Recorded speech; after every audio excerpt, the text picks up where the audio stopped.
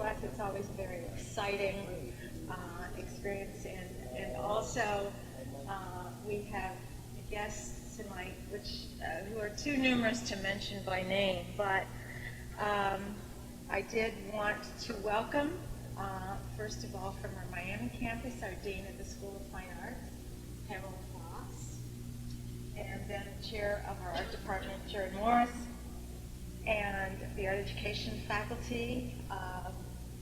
Jerry is also Art Education faculty, Dr. Jean Langen, Dr. Ralph Brown, right here, and myself. I'm Julie Lindsay. I think I know everybody in this room though, so that's maybe stating the obvious.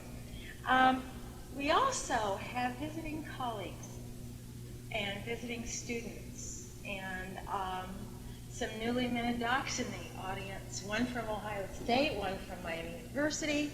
So there's reason for all kinds of celebration tonight. Some of the graduates, one of the graduate students from Ohio State and all the undergraduates listening up here was in this program, went through this program. So, just move on up the road. There she is. Laura, I don't know your last name, I'm sorry. Remillan. She was here before or after, in the middle or something that I was here. But anyway, we also have faculty from the Ohio State University. We have Dr. Pat Sturr, who is the chair of the department at Ohio State University, and Tony Scott, and from Ohio University. Oh, Columbus Museum of Art. Okay, we need to chat. Dr. Christine Valangi Morris, who is a former student who I had the privilege of working with when she was here, working on her master's degree. Have I forgotten anyone? We have, of course, our guest of honor, and we have a very special guest, which was a really wonderful surprise for us, and that is Mrs. Toby Barkin, who is able to be with us. You may recognize Barkin. Those of you who read may have read some things that were done by Manny Barkin, as he was known around the hood. And otherwise, it was Manuel Barkin, who, when you take your course graduates this summer, you will know exactly who he was and the tremendous contribution. So we are so glad you are here and could be with us. I understand you've been lifelong friends of Arthur and Jenny. So I'm trying to move along, which brings us to the Efland contingent. And we have Jenny Flock, who's been a very long-time friend of mine. Jenny's a potter, a wonderful potter. And Jenny knew you before you were. And then also Janet Younger, who is a family friend, and Jenny and Arthur's son David and daughter-in-law Amy. Now, I certainly hope I haven't forgotten anyone here. And last but not least, our own undergraduate students and graduate students. So, welcome to you all, and any friends too that I may have overlooked. Last but not least, I want to recognize John and Betty Michael, because they are the ones who have endowed the series, and it was actually John's vision. Correct me if I'm wrong, Mr. Historian, but 1972. So that makes us the 31st autobiographical lecturer. And those materials reside in the Center for the Study of the History of Art Education, which is in the Art Department. You'll notice it's, for those of us around, it's the room across from 148. For those, the rest of you, if you want to come and do research with that database, call me. We can make it happen. But it was John's vision, and of course with Betty's support always. And so we are very grateful to both of you. And so I really want to give a real special recognition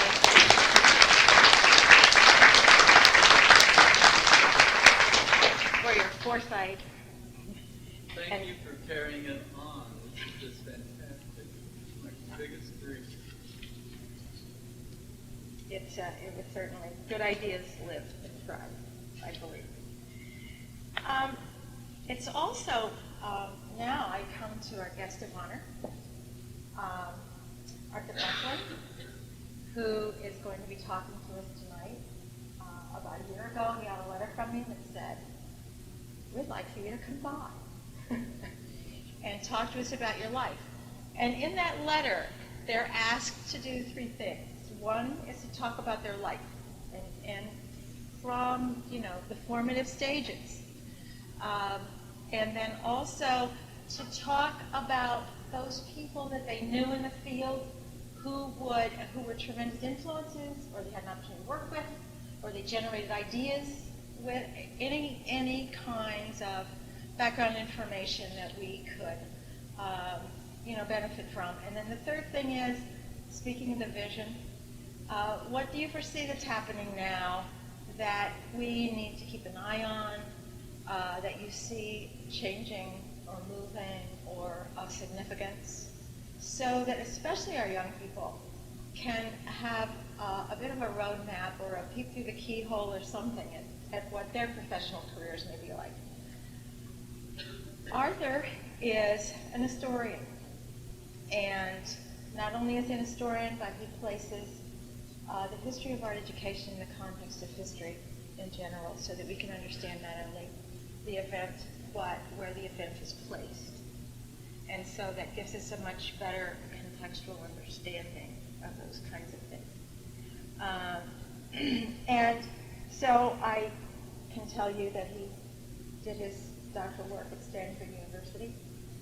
Before that, he was on the other coast and did his undergraduate work in Connecticut, basically Southern, and University of UConn, for those of you who know it by another name.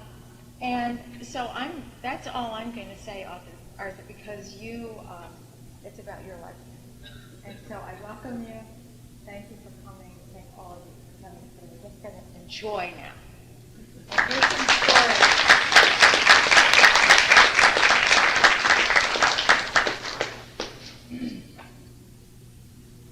Well, thank you very much for asking me. I feel a little overwhelmed, to be honest, especially when I looked at your letter and saw the list of people who had preceded me in the series. I thought maybe I was asked to make a presentation in the wrong series. But at any rate, but I have to be a scholar, so let me start. Autobiographic composition is a task where the agent and object of inquiry are the same, namely oneself. It is a methodology that challenges both one's memory and one's modesty. But when I read it, so one of the reasons why I feel very deeply honored to be asked to make this presentation, and I hope I live up to your expectations. Autobiography is also a form of writing that relies heavily on narrative. When I write history, I begin by locating records of institutions and people. I take notes, I make copies of relevant documents. Usually a storyline emerges that makes sense of newspaper clips, correspondence, and obituaries. But since I am not dead yet, I have no archive as such, and it is my desire to forestall the obituary task for a while. So what are the requirements to do an autobiographical essay?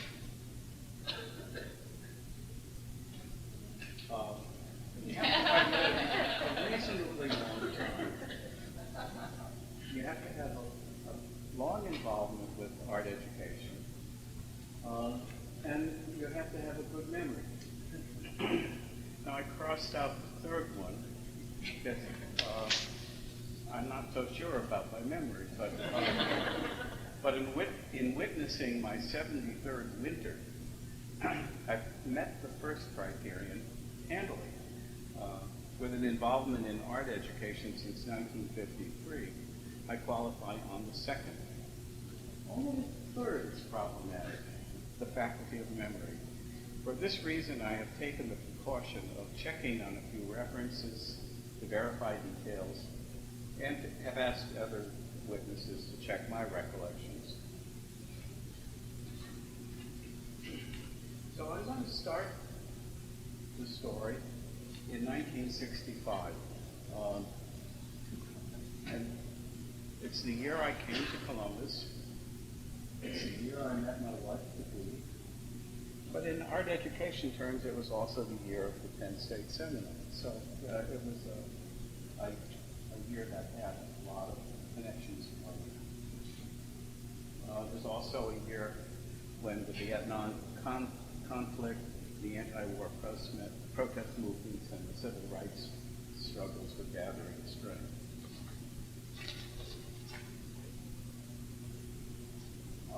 My plan is to start with the period between 1965 and 70, the years of my apprenticeship under Manuel Garkin, and then I go forward to the present. Then I go back to 1965 and venture into the events in my life leading up to 1965. So,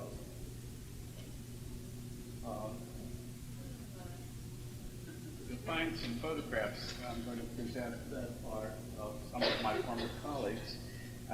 This is Jerry Hausman. I met Jerry in the spring of 1964 at the College Arts Association meeting. And a few months later, after I had accepted a position at Fresno State College, I got a call from Manny Barton. I had just taken the position, so I wasn't really interested in reading. But then, about 6 months later, Manny called again in March of 1965. And I had just finished planting 2 orange trees. They were Orlando Angelos. I put them in the ground. I was washing the soil off my hand. The phone rang, and it was Manny. And I thought that this is destiny knocking on the door. I better not say no. And at any rate, I was not destined to eat through those trees. So I received a letter of acceptance again just prior to the Philadelphia NABA conference. And while en route to the destination of the conference, I started to read Manny Barton's A Foundation for Art Education. And as some of you might remember, it was a book with no pictures of children's art. And I sort of scratched my head and said, well, what am I getting myself into? Who writes a book about children's art and pictures in it? Maybe I should have gone to Columbus and surveyed the scene, but anyway, I didn't. And then, for the first time, I met Barkin was in Philadelphia at the NABA conference.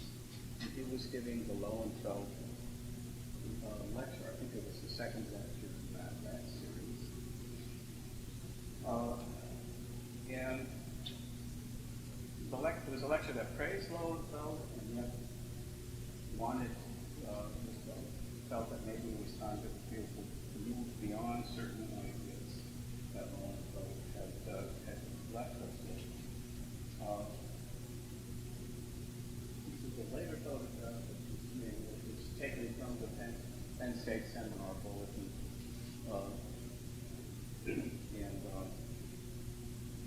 What I didn't know then was that in accepting this position, I placed myself at a site where a new initiative was about to take place in art education. Barkin was poised to take the next and most important step of his career, to leap into aesthetic education and disciplines-centered approaches to curriculum development. So I should tell you something about this period.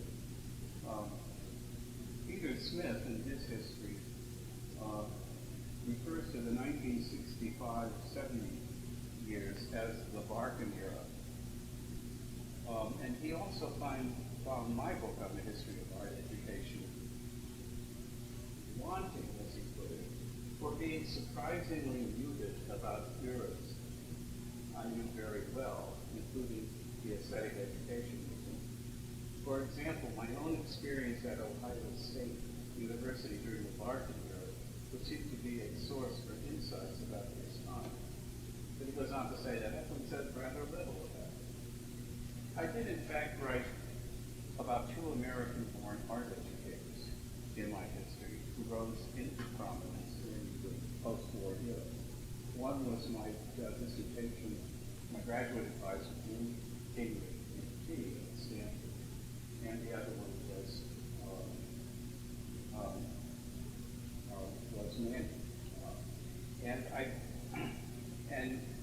But Peter was right in a sense. I didn't put in very much of a personal reminiscence in my history on either one of them.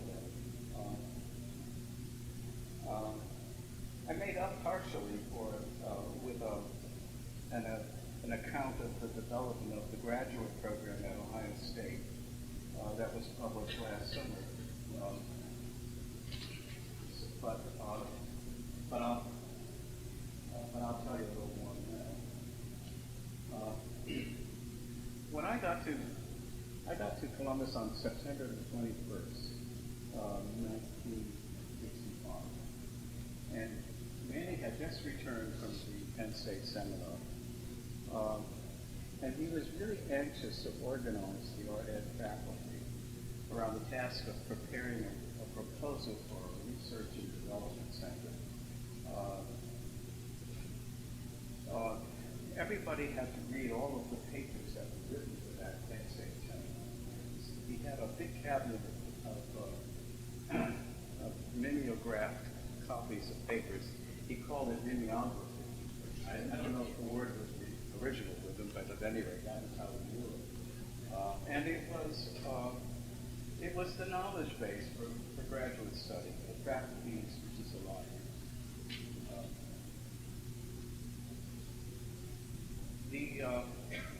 So the autumn of 1965 was a time of feverish activity. About 3 years later, Manny wrote a letter to the first dean of the College of the Arts, Lee Rigsby, and he wrote, on the basis of some ideas in a paper, Curriculum Problems in Art Education, which I prepared for the Seminar for Research in Curriculum Development in Art Education, I was encouraged by the Arts and Humanities branch people to develop a plan and proposal for a Research and Development Center for Aesthetic Education. That plan encompassed dance, theater, and the visual arts.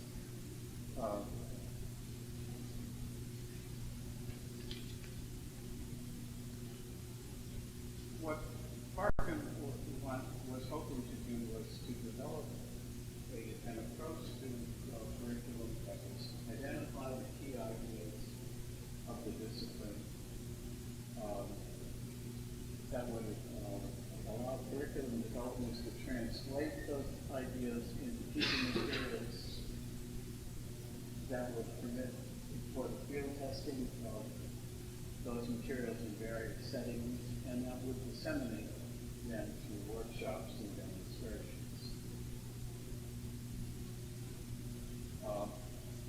The seminar proceedings, this is also known as the Red Book, for obvious reasons.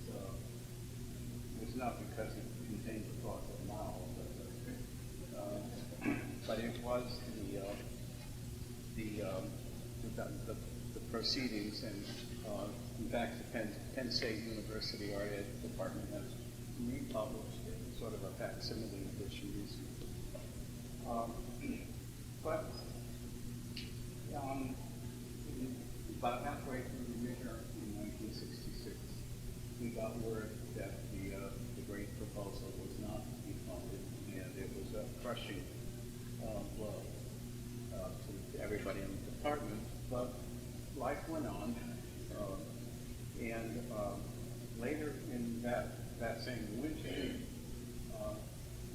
Manny decided to accept a smaller project dealing with the development of guidelines for TV programs for the National Center for School and College Television. And later in the same year, in spring of '66, Lord Chapman joined the faculty, and off they were developing the TV guidelines.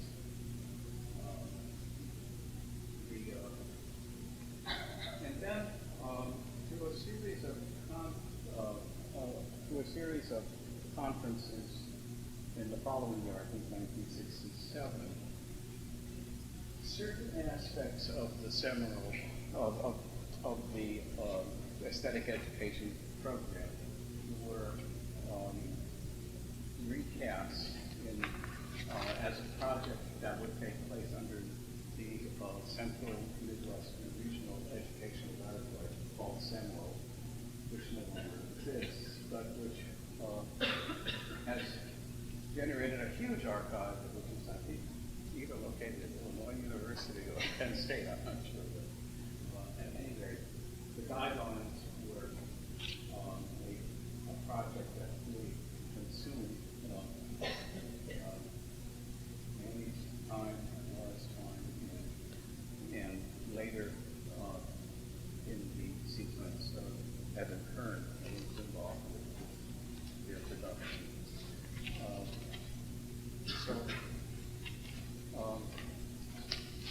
One of the things that came out of the project was a series of TV programs that was widely disseminated in the United States and in Canada, a series of 20 television programs that made this cover of the program guide.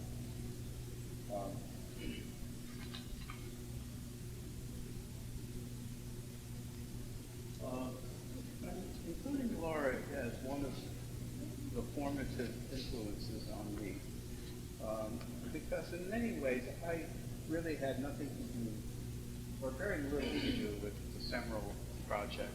The writing of the guidelines was something that Manny, Laura, and a series of graduate students, one of the more prominent ones, but Nancy McGregor was involved in several other people who were in the doctoral program were involved in it.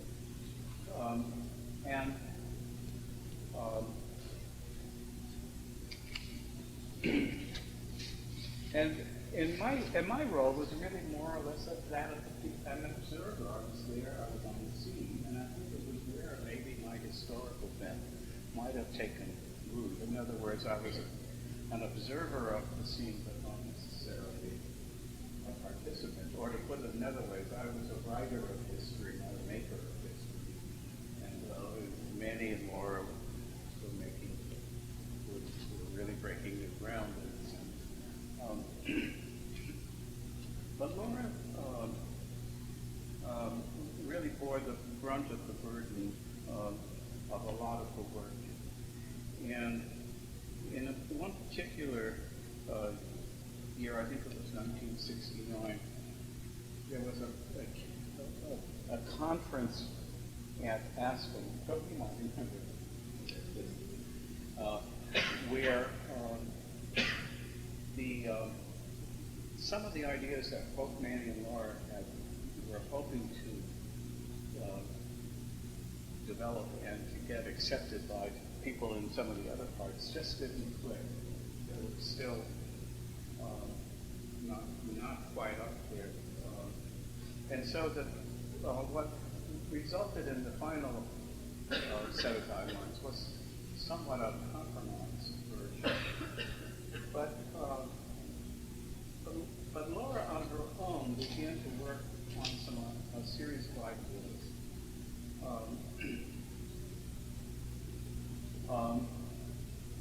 She developed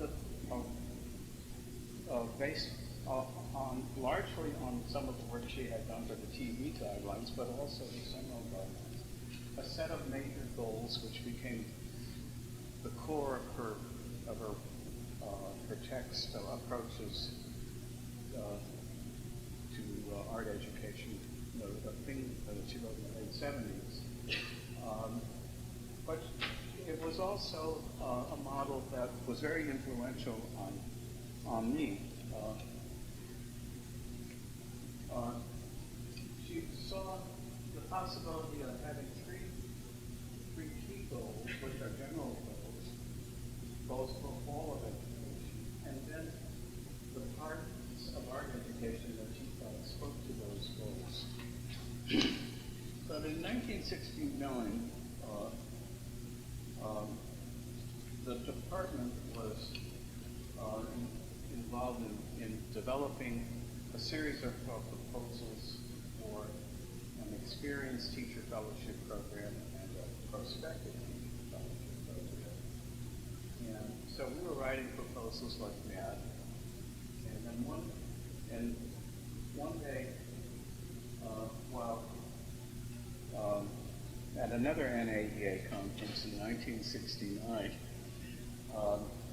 I didn't write a proposal, but I had a proposal accepted. And at any rate, I went into Manny's office and I said, "Well, Manny, I just had another proposal accepted." Oh. And he said, "I didn't realize you had sent another." And so I told him that.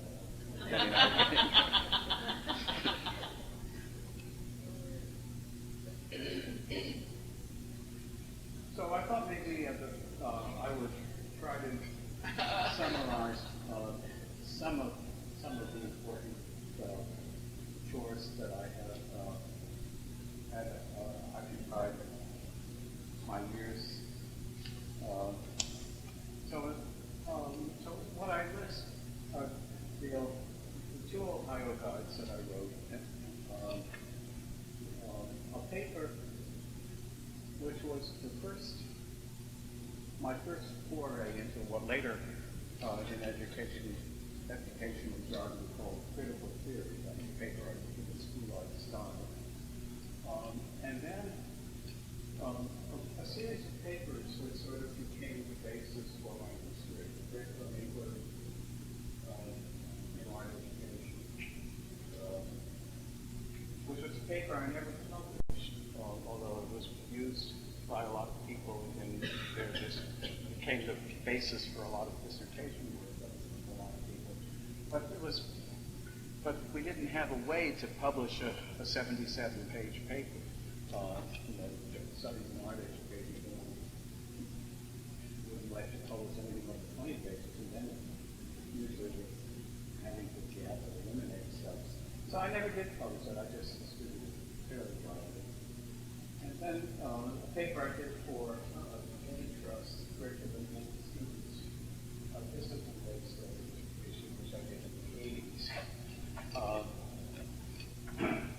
which was a paper I kind of regretted in some ways.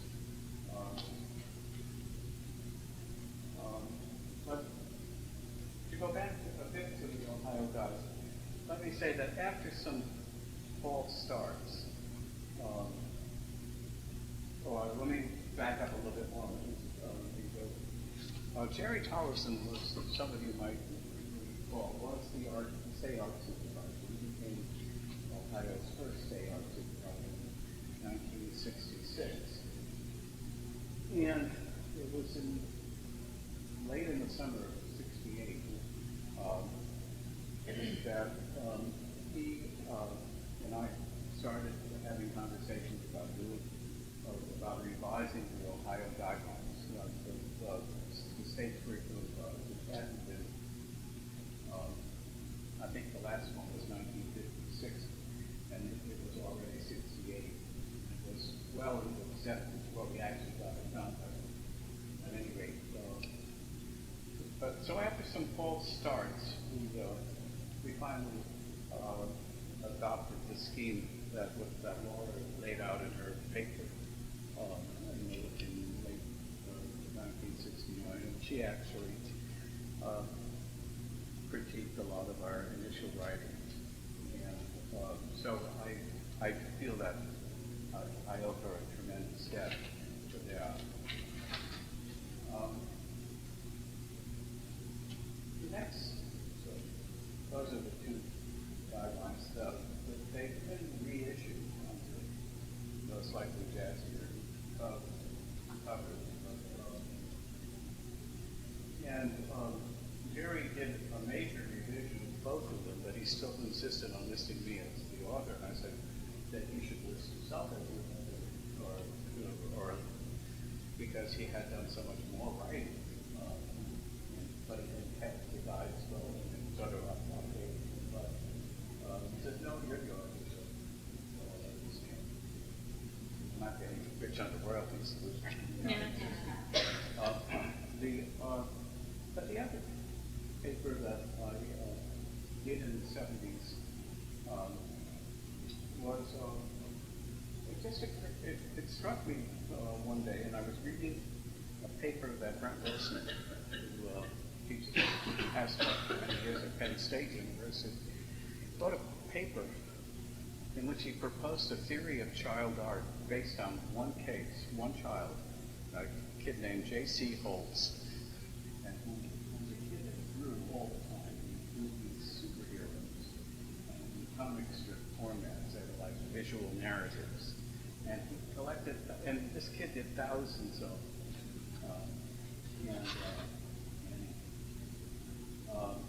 And so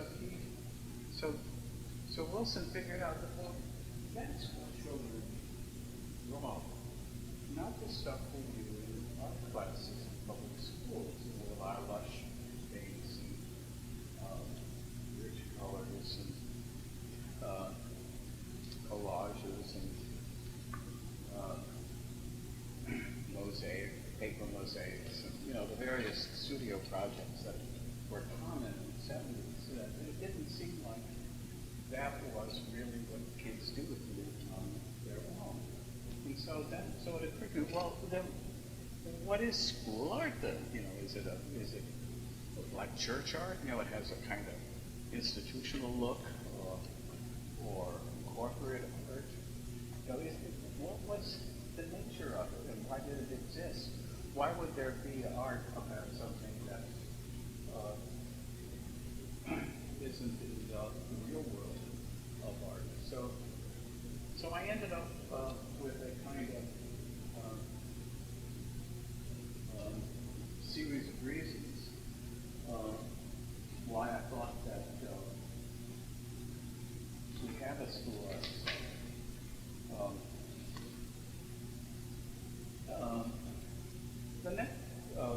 The next paper really came out of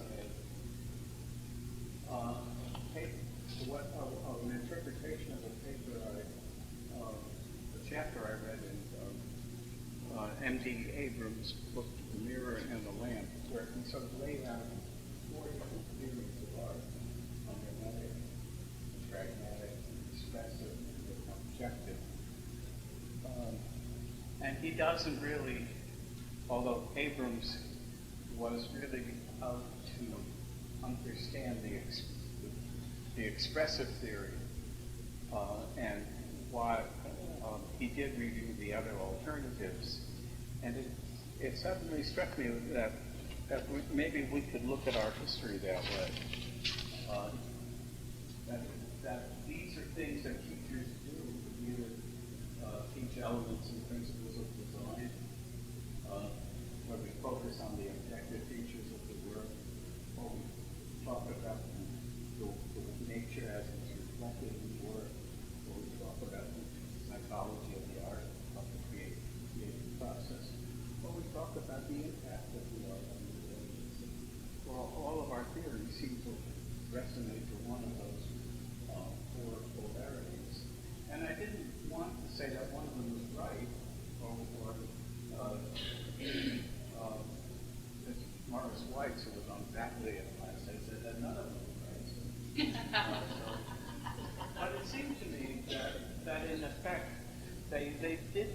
to recommend certain practices that teachers do on a fairly regular basis, that whether or not they are aware of the underlying theory, that these are sort of practices that don't that seem to happen, that don't seem to have many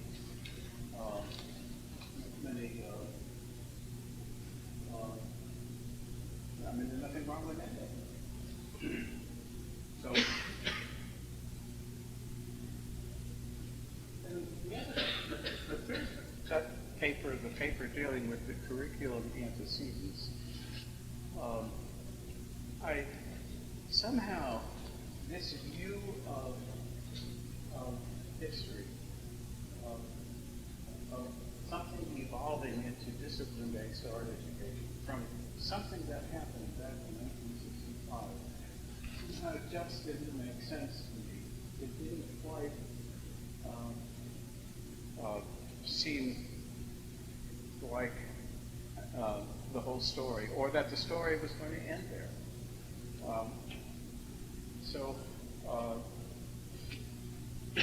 And it occurred to me that that was kind of what the Getty folk were wanting me to say, and in effect I did kind of say some things like that in the paper. So at any rate, a little bit later, after I wrote my history of art education, I wrote another book called Postmodern Art Education, which in some sense I think takes back the sins of omission in the so, even though the story doesn't stop there either, but at any rate, I wanted to remedy my scholarship there. Okay, what are my current issues? I want to go back to, in the 90s I began to get interested in some new stuff.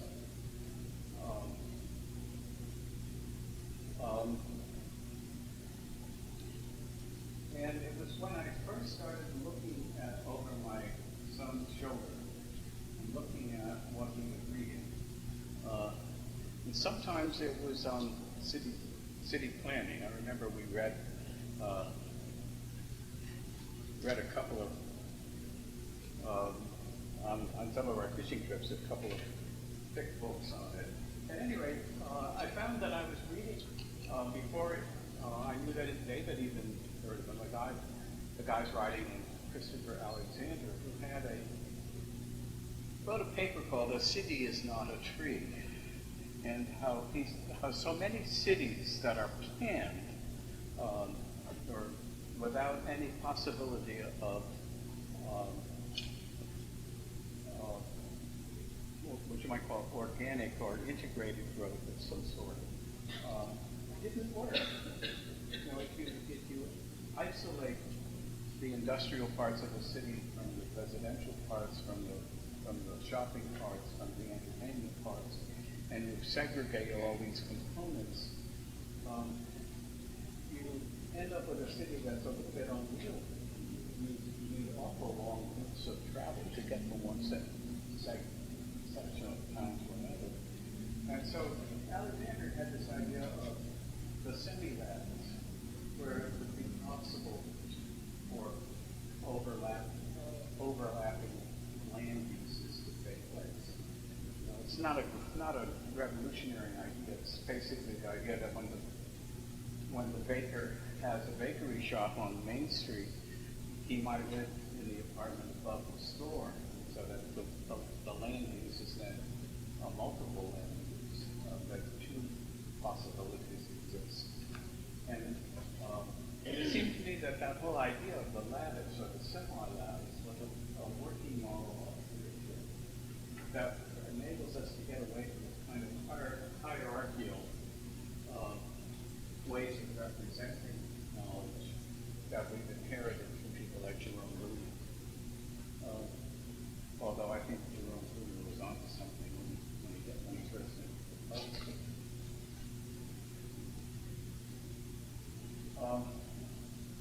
this might be particularly interesting to you because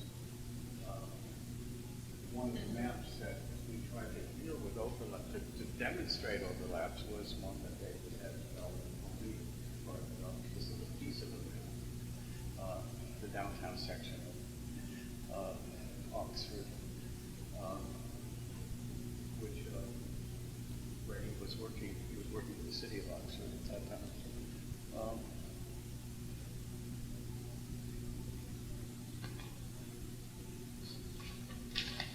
And now my current work is, with my new book, is really dealing with cognition, and in a funny sort of way, I'm sort of departing from my text. I find myself strangely attracted to a particular personality that I felt all through my college years, my graduate studies. I was constantly finding myself eschewing Victor Lowenfeld. I'm going out of my way to disown the Lowenfeld doctrine, and I find myself in the latter chapters of my book really exploring imagination and the use of the imagination, and seeing those perhaps some areas of art education, or we might revisit some of those ideas, perhaps on a more rigorous footing than before. But then late in life, Lowenfeld was also searching there too. I mean, he was doing all these. He and his graduate students were doing all those studies on creative problem solving and things of that sort. So, and I don't think he felt that he had found it. But had he lived, maybe he might have followed the place.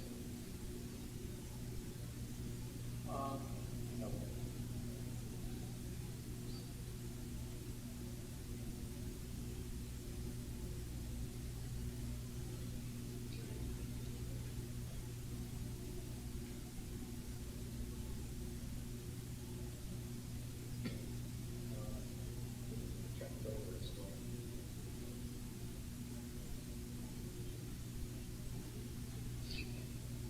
Okay, my current work is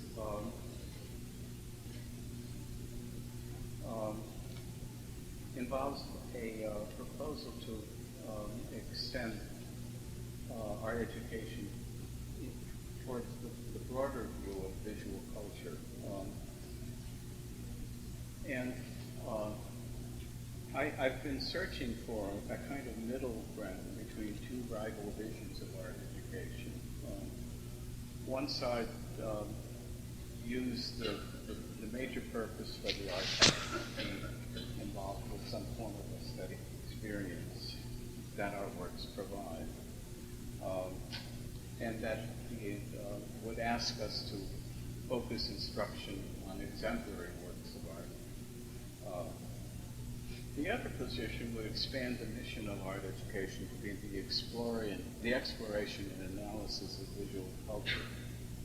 The latter would discern social contextual influences affecting students, and the emphasis would be given to the popular culture rather than upon canonical masterpieces.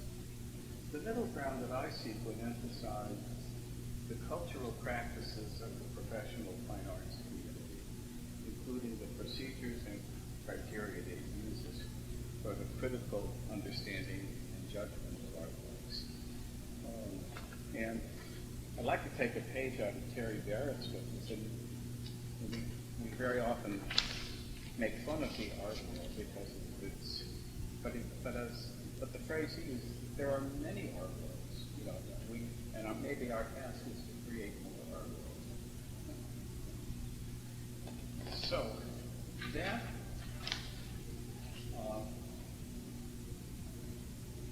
was a recent photograph out of my museum. But actually, Amy was in the middle, and my wife was not right up. And this is another part of my current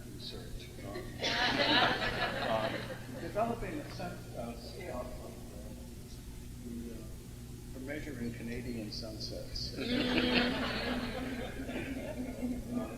Now, okay, it's late. I didn't. It didn't go the other way, so maybe I should do that.